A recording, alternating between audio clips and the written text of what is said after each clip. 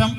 ఒక్కసారి మళ్ళీ నాలోనికి నా బాల్యం వస్తే బాగుంటుంది, ఒక్కసారి ఆజా బచ్పన్ ఏక్ బార్, ఒక్కసారి నా జీవితంలోనికి బాల్యం వచ్చేస్తే ఎంత ఆనందంగా ఉంటది అని కోరుకుంటది. అట్లాంటి ఆనందదాయకమైనటువంటి బాల్యం ఇది. ఎంతనన్నా చదువుకోవచ్చు, ఎంతనన్నా అధ్యయనం చేయొచ్చు, ఎంతనన్నా ఉన్నతమైనటువంటి స్థానాన్ని చేరుకోగలిగేటువంటి అవకాశాలు ఉన్నటువంటి దశ ఇది. అందుకే ఇంకో తెలుగు కవి అంటాడు, ఉందో లేదో స్వర్గం, ఉందో లేదో స్వర్గం, నా పుణ్యం నాకిచ్చేయి, సర్వస్వం నీకిస్తా, నా బాల్యం నాకిచ్చేయి అంటాడు.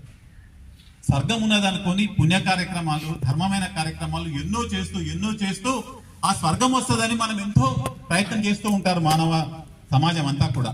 అది ఉందో లేదో తెలియదు, కనపడదు. చచ్చిన తర్వాత ఉంటామా పోతామా, స్వర్గమా నరకమా మనకు తెలియదు. కానీ ఆ స్వర్గం కన్నా మిన్న అయినటువంటి బాల్యం ఉన్నది కదా, ఈ పుణ్యమంతా నీకు ఇచ్చేస్తా భగవంతుడా, అగో ఆ బాల్యం నాకు ఇచ్చేయని కోరుకుంటాడు. అట్లాంటి స్వర్గతుల్యమైన ఆనందదాయకమైన విద్యను ఉన్నతమైన ఉత్తమమైనటువంటి వారధిగా